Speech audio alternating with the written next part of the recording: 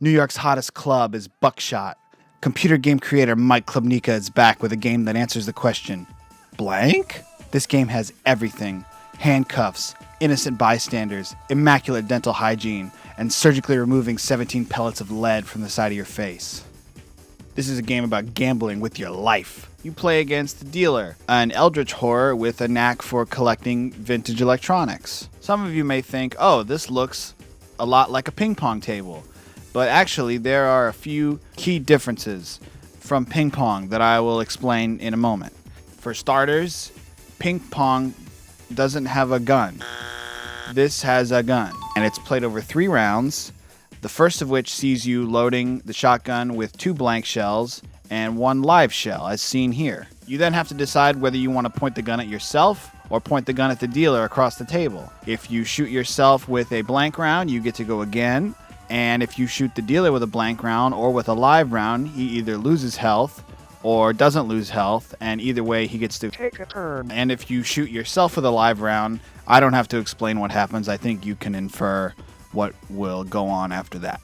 You play through the first round until the point where you hopefully beat the dealer, at which point you move on to the second round, where you begin getting items to help you play the game better. These items include a handcuff to allow you to skip the dealer's turn, a beer to allow you to eject the live shell in the chamber and also get really drunk, a magnifying glass which lets you see what's currently in the gun, a saw which allows you to cut the barrel off and do 2 damage instead of 1, and ciggies, which actually heal you instead of hurt you, because modern medicine has lied, and this game proves that smoking is cool.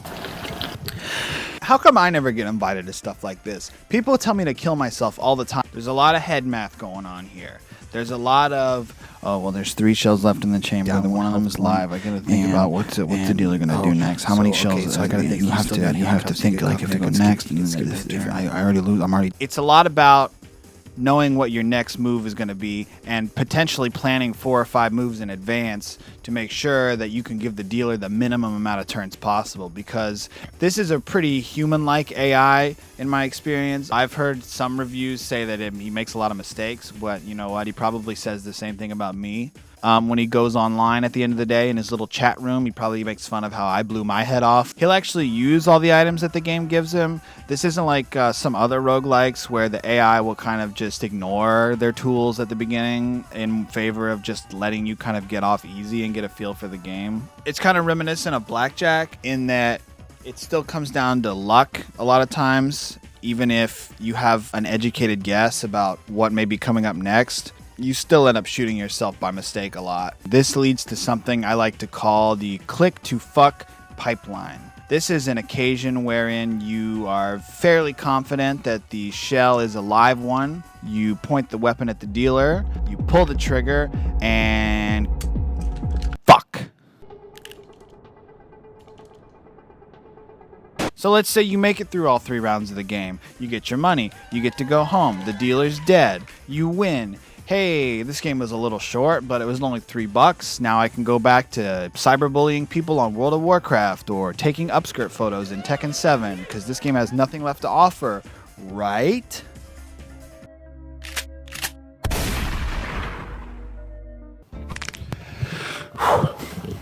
Double or Nothing is which allows you to play forever and continuously double your winnings at the risk of dying and losing it all. There's really no functional reason to continue playing other than score chasing, because the game has a leaderboard system so you can check your money amount over everybody else. It also introduces a handful of new items, such as the inverter, which allows you to flip the current shell in the chamber from live to blank or vice versa. It introduces the pills, which suck.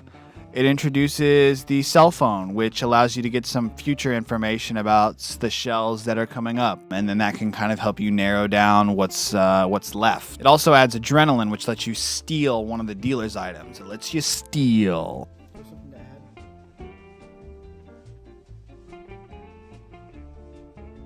The game doesn't really get any harder. It stops telling you verbatim what the shell count is, so you kind of just have to pay more attention, which on one hand isn't that big of a deal because it just shows you, but on the other hand, not speaking from experience, if you look down at your phone and answer a text message and then look back up and the gun's already back on the table, it could really screw you over if you don't know how many shells are in the chamber or how many of them are live versus blank. Not that that's ever happened to me. Not that I've ever done that multiple times in a row. There's no other mechanics that make it more difficult. It's just the longer you go, the more you stand to lose by the dealer getting one good turn and knocking you out, and then you just flush an hour down the drain. In the words of the IRA, you have to get lucky every time. The dealer only has to get lucky once. There's an achievement for hitting $1 million. If you're into that sort of thing, you can get it. Now that you have all the items at your disposal, you begin to realize that the main commodity in the game is information and knowing which of the shells are which, and the phone allowing you to know future information, the magnifying glass telling you what's in the chamber. You can really start to narrow it down, and the more you know, the more effectively you can play, and you can start to have turns where the dealer doesn't even get to go. You'll find yourself inverting live shells into blank shells just so you can get further down the line and run the gun out of shells before the dealer even has a chance to play. Getting that sequence right kind of gives you a similar feeling to like a card game like Pokemon or Yu-Gi-Oh, where you plan out your moves and you get all the right cards and, oh, I'm going to do this and then this and then this and then this, and then you actually get to execute on it. It gives you like a similar like, ooh, I'm so calculated, I'm so cunning and smart feeling, even though your items are more limited and, you know, the mechanics aren't quite as deep as something like that. It gives you that same feel, which is great if you're like stupid like me and can't actually do that in a card game, but you can do it here. All the items exist to help you mitigate the risk of not knowing what's next. Because you always go first, and because the items always help you see what's in the chamber or stop the dealer from going, this game is actually pretty player tipped in terms of balance. It's not to say that games like Enter the Gungeon or Isaac aren't balanced, but how well you do is sometimes very heavily influenced by what you get in terms of items at the early game. It's at this point I'd like to take a little break to put all the items in the game in a tier list where I will not elaborate or explain myself any further. S tier is going to be the magnifying glass. A tier is going to be the handcuffs, the saw, and the ciggies. B tier is going to be the beer and the inverter. Down here at C tier, we have the phone and the adrenaline. And then down in the garbage, down the little trash can, is the pills. Don't do drugs. The game looks gorgeous.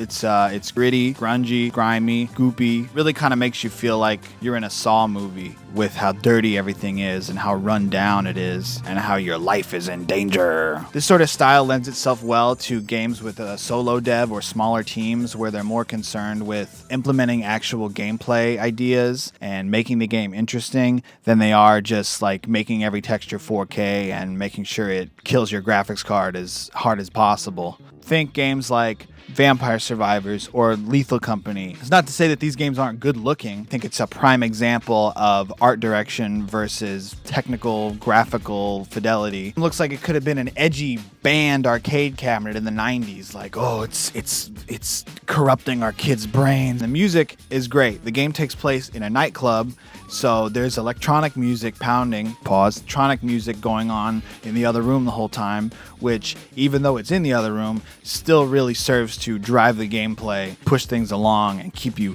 bumping the whole time, and bumping, and bumping, and bumping.